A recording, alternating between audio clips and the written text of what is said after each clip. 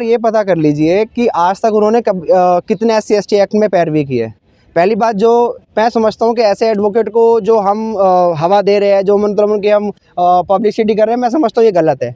वो अपने वैचारिक मुद्दे, जो अपनी मनुवाद के जो मुद्दे हैं, वो समाज में रख रहे हैं, और वो एक तरीके से कह सकते हो कि हाँ, हमारे समाज की, मैं समझता हूँ कि हमारे समाज के लोगों को उस काम में लगाने का काम कर रहे हैं, जो वो लोग नहीं कर पा रहे, जो वो सस्ती पब्लिसिटी पाने की कोशिश कर रहे हैं। तो मैं समझता हूँ कि उस बारे में जो SC/ST एक्ट की बात है, जो खत्म करने की बात है, उनके साथ आ गया इसमें विरोध में कि SC/ST एक्ट खत्म नहीं, होना चाहिए। अगर यादव समाज की सबसे बड़ी पार्टी भारत में PD है, समाजवादी पार्टी। अगर वो इस बात को बोलते तो मैं समझ जाऊँ कि यादव उनके साथ है। अगर 1% एक आदमी उनके साथ यादव खड़ा होकर बोल देता है कि हम SC/ST खत्म कर देंगे, तो क्या ऐसा हो सकता है? भाई, हमारे जो SC/ST OBC का जो हमारा भाईचारा है, हम उसको वायलेट तो नहीं कर सकते, उसको तो खत्म नहीं कर सकते। अगर 1% लोग उनके साथ है, तो कम से कम 99% तो जो आज OBC हमारे साथ खड़ा हुआ है इस मुद्दे के लिए, संविधान के मुद्दे के लिए भी हमारे साथ खड़ा हुआ है, फंडामेंटल राइट्स के मुद्दे के लिए भी खड़ा है, SC/ST एक्ट के लिए हमारे साथ खड़ा होगा।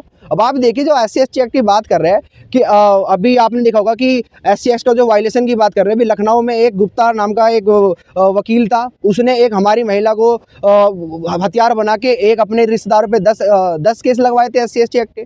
तो हमारे लोग जो बदनाम करते हैं इस SC/ST एक्ट को, तो कहीं ना कहीं इन्हीं लोगों का हाथ होता है। हमारे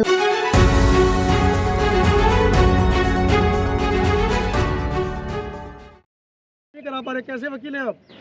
ये दुर्भाग्य हमारा नहीं है, दुर्भाग्य आज तक जो हमारी गवर्नमेंट, जो हमारी बहुजन सरकार जो नहीं बनी है, ये दुर्भाग्य हमारा है। आप ये देख लीजिए, इसका मांग का आश्वासन तो गांधी ने भी किया था। अगर 1949 से पहले अगर आप इस इतिहास को गांधी ने तो देखेंगे, ये कहा था कि हमारी सरकार आएगी तो देश आजाद होगा, तो आपको दे ही देंगे। दे देंगे, लेकिन आज उन्होंने ऐसा फिर बाद में नहीं किया गया।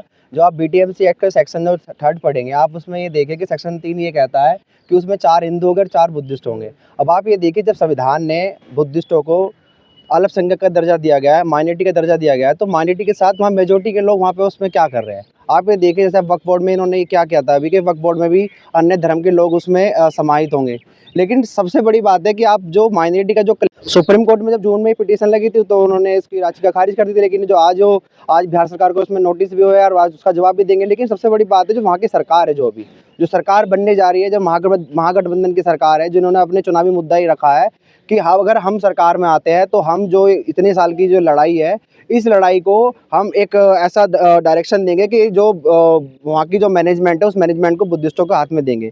लेकिन सबसे बड़ी जो देखने वाली बात है इसमें, कि जो अभी ये तेजस्वी यादव का जो बयान है, उनका जो मैनिफेस्टो है, क्या उनसे पहले भी उनकी गवर्नमेंट रही है, लेकिन उन्होंने नहीं सोचा, मुख्यमंत्री रहे। लेकिन बड़ी बात यह है कि आज जैसा आप तमाम जो बहुजन मीडिया हमारा यहाँ खड़ा है, इन सबकी ताकत है, इन सबकी ताकत है। इस मुद्दे को जो हवा दी है, जो तमाम जो हमारे लोग जो रोड पर आए, जो इतने दिन से धरना प्रदर्शन अभी भी चल रहा है, तो ये आपके लिए अप्रिशिएशन की बात है। अगर आपके लोग सरकार में 131 सांसद आपके सरकार में, आपकी बात वो तो नहीं उठा रहे संसद भवन में, लेकिन आप जो बहुजन मीडिया जो इस तरह का काम कर रहा है, और जो जितने भी सोशल एक्टिविस्ट इस तमाम मुद्दों पर जो काम कर रहे हैं, उनका धन्यवाद करना चाहिए हमें। इस बार तो सरकार बना लो अपनी, चुनाव है 6 तारीख को और 11 तारीख को। नहीं, सरकार तो नहीं, सरकार बिल्कुल बनेगी। तभी तो अधिकार नहीं, आप कौन सी सरकार, किस सरकार को बनाने की बात कर रहे हैं? आप थोड़ा सा मुझे यही बताइए जी, जो कौन सी सरकार, किसकी सरकार बनाने की बात कर रहे हैं आप?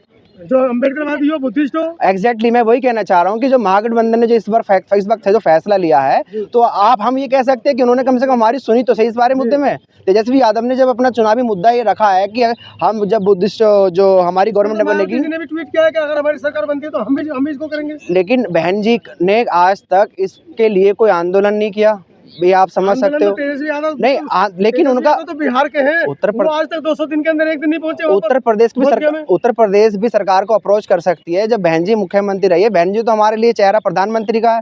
अगर वो इस मामले में अगर आंदोलन करती है, इस मामले में अपने जितने बहुजनवादी नेताओं को बोलते हैं आंदोलन करने के लिए, तो क्या तमाम लोग रोड पे नहीं होते? क्या मैनिफेस्टो है कि हम कोई नहीं, अगर साहब काशीराम तो करके दिखाते हैं। साहब काशीराम अगर ऐसा सोच लेते, जब वो संसद से लेकर लड़ाई करते थे, रोड से लेकर संसद तक लड़ाई करते थे, तो आज मुझे नहीं लगता कि आज बहुजन समाज पार्टी को वर्चस्व रह जाता। और आप अभी भी देख लीजिए क्या रास्ता नजर आ रहा है, किस तरीके नहीं, हमें अब जो जितना मैं समझता हूँ कि महागठबंधन पर अभी हमें थोड़ा भरोसा दिखाना चाहिए, थोड़ा सा इस वक्त हमें अपना माइंडसेट बना लेना चाहिए कि अगर महागठबंधन ऐसी बात कर रहा है, क्योंकि महागठबंधन संविधान की बात कर रहा है, संविधान के फंडामेंटल राइट्स की बात कर रहा है, हमारे माइनॉरिटी की राइट्स की बात कर रहा है, तो ये बीटीएमसी एक्ट को हम बिल्कुल जो जितने भी हमारा अल्पसंख्यक है, अल्पसंख्यकों को ये बिल्कुल वायलेशन कर रहा है उनके अधिकारों को, और हम किसी भी प्रकार से चाहते नहीं है कि हमारे जितने भी माइनॉरिटी राइट है उनको ख़त्म किया जाए, क्योंकि भारत के संविधान को सबसे इसलिए पहचाना जाता है पूरे विश्व में कि वो अल्पसंख्यक के राइट को वायलेशन नहीं करना चाहता, उनके कलेक्टिव राइट्स को, कौन अल्पसंख्यक? जो भी माइनॉरिटी है भारत में, जिस भी प्रकार के, जैसे कि आप ये देखिए जैनिज्म है, उनको भी आप माइनॉरिटी बोल सकते हैं। आप मुस्लिम है, मुस्लिम वक्फ बोर्ड में आप ये कह रहे हैं कि वहाँ पे हिंदुओं को एंट्री करा दी इन्होंने, तो वो भी तो माइनॉरिटी है, उनकी माइनॉरिटीज को वायलेशन नहीं कर सकता। सिख समाज इतना बड़ा है देश में, फिर भी वो 0.6% है। बुद्धिस्ट तो 1% भी नहीं है पॉइंट में। तो बिल्कुल कैसे आप महाविहार ले पाएंगे जब आपकी जनसंख्या ही नहीं है इतनी? लेकिन में लाने की सोच रहे हैं आप? लेकिन आप सिर्फ इतना समझ लीजिए, जैसे आप कह रहे हैं कि भारत में सिर्फ बुद्धिस्ट 1% है, अभी 0 पॉइंट है, लेकिन उनका आप स्टेटस देखिए, लिटरेसी रेट कितना है उनका, 79 पॉइंट लिटरेसी रेट है उस समय, जो 1% जिन बुद्धिस्टों की आप बात कर रहे हैं। लेकिन मैं समझता हूँ कि आज कहीं ना कहीं हमारा ये मुद्दा, जो आपने अभी बिल्कुल अच्छी बात कही है कि हमारे तमाम लोग अपना आप के बुद्धिस्ट तो बताते हैं, लेकिन अपना सर्टिफिकेट नहीं बनाते। तो ये जो जैसे आप महाराष्ट्र में देखा होगा, महाराष्ट्र में हमें 2 तरह के राइट्स मिले हुए हैं। जो बुद्धिस्ट लोग हैं उनको बुद्धिस्ट का माइनॉरिटी राइट्स भी मिला हुआ, और SC/ST वाला तो आपको राइट्स उनको मिला ही हुआ है, जिस पर अभी KG बालाकृष्णन उस पर कमेटी बना के उस पर भी काम कर रहे हैं। 25 लोगों की वो कमेटी है जो वो काम कर रहे हैं। सचिन जी, अगर बात करें SC/ST एक्ट की, तो मिश्रा जी ने कहा है कि इसको खत्म करवाएंगे जल्द से जल्द, क्योंकि ये अंधा कानून है, और जिस तरीके से SC/ST एक्ट लगाते हैं और सीधा जेल में डाल देते, तो ये कहीं ना कहीं इसका विरोध किया जा रहा है SC/ST एक्ट। मिश्रा जी से एक बार ये पता कर लीजिए कि आज तक उन्होंने कितने SC/ST एक्ट में पैरवी की है। पहली बात, जो मैं समझता हूँ कि ऐसे एडवोकेट को जो हम हवा दे रहे हैं, जो मतलब उनकी हम पब्लिसिटी कर रहे हैं, मैं समझता हूँ ये गलत है। वो अपने वैचारिक मुद्दे, जो अपनी मनुवाद के जो मुद्दे हैं, वो समाज में रख रहे हैं, और वो एक तरीके से कह सकते हो कि हाँ, हमारे समाज की, मैं समझता हूँ हमारे समाज के लोगों को उस काम में लगाने का काम कर रहे हैं जो वो लोग नहीं कर पा रहे, जो वो सस्ती पब्लिसिटी पाने की कोशिश कर रहे हैं। तो मैं समझता हूँ कि उस बारे में जो SC/ST एक्ट की बात है, जो खत्म करने की बात है, उनके साथ आ गया इसमें विरोध में कि SC/ST एक्ट खत्म नहीं, होना चाहिए। अगर यादव समाज की सबसे बड़ी पार्टी भारत में PD है, समाजवादी पार्टी, अगर वो इस बात को बोलते तो मैं समझ जाऊँ कि यादव उनके साथ है। अगर 1% एक आदमी उनके साथ यादव खड़ा होकर बोल देता है कि हम SC/ST खत्म कर देंगे, तो क्या ऐसा हो सकता है? भाई, हमारे जो SC/ST OBC का जो हमारा भाईचारा है, हम उसको वायलेट तो नहीं कर सकते, उसको तो खत्म नहीं कर सकते। अगर 1% लोग उनके साथ है, तो कम से कम 99% तो जो आज OBC हमारे साथ खड़ा हुआ है इस मुद्दे के लिए, संविधान के मुद्दे के लिए भी हमारे साथ खड़ा हुआ है, फंडामेंटल राइट्स के मुद्दे के लिए भी खड़ा है, SC/ST एक्ट के लिए हमारे साथ खड़ा होगा। अब आप देखिए, जो SC/ST एक्ट की बात कर रहे हैं कि अभी आपने देखा होगा कि SC/ST का जो वायलेशन की बात कर रहे हैं, अभी लखनऊ में एक गुप्ता नाम का एक वकील था, उसने एक हमारी महिला को हथियार बना के एक अपने रिश्तेदारों पे 10 केस लगवाए थे SC/ST एक्ट के। तो हमारे लोग जो बदनाम करते हैं SC/ST एक्ट को, तो कहीं ना कहीं इन्हीं लोगों का हाथ होता है, हमारे लोगों पे से ये मुकदमे अपने साथियों पे लगवाना या अपने दुश्मनों पे लगवाना। तो इस पर क्या कहेंगे? मिश्रा जी का कहना है कि अंबेडकर का अस्तित्व खत्म किया जाएगा, और जितने भी लोगों ने अंबेडकर की मूर्तियां, फोटो अपने घर में लगा रखी हैं, वो हटा करके BN राव जो संविधान निर्माता है उनकी फोटो लगाए। आप ये देखिए, जो आप BN राव की अस्तित्व की बात आती है, आप ये देखिए कि जो भारत में जो भारत के जो प्रधानमंत्री है, क्या आप उनके सलाहकार को भारत का प्रधानमंत्री बताएंगे?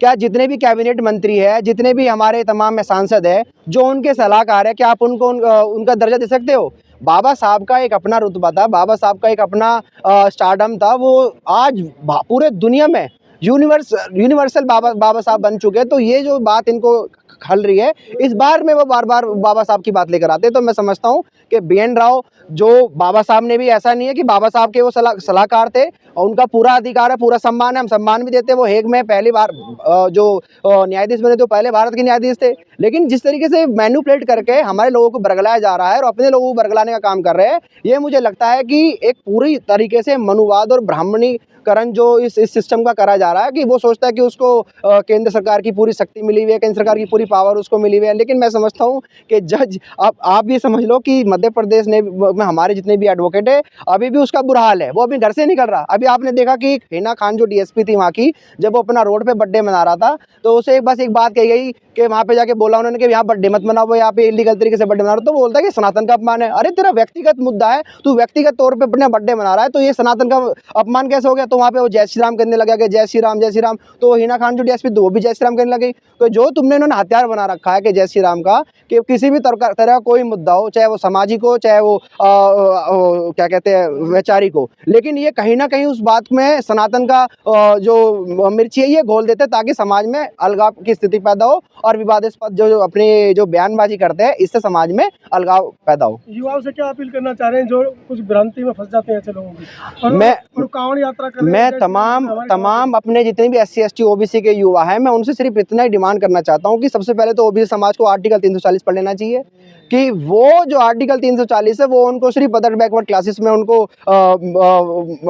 वो मेंशन करता है कि वो आप पिछड़े हो, और पिछड़े का पूरे संविधान के अंदर आप देख लीजिए किसी भी तरह का कोई धर्म का मतलब नहीं है, वहाँ पे माइनॉरिटी की राइट है, जिस भी प्रकार के SC ST OBC उनके उस आधार पर राइट्स मिले हुए, किसी भी धर्म के आधार पर नहीं मिले हुए। तो मैं समझता हूँ कि आप हक अधिकार की बात करो, रिप्रेजेंटेशन की बात करो। आप ये बात करते हो कि हम धार्मिक दृष्टिकोण है, श्रद्धा है, वो अपनी अलग है, लेकिन किसी भी तरीके से आडंबर और अंधभक्ति में जो हमारे लोग युवा फंसे, मैं उनको चाहता हूँ किसी न हर प्रकार से बाबा साहब को पढ़ो, बाबा साहब को जानो, और जितने भी हमारे संवैधानिक जो हमारे अधिकार हैं उनको पढ़ो, उनकी पढ़ाई करके अपने जो कलेक्टिव राइट्स है उनको उनका संयोजन करने की कोशिश करो। धन्यवाद।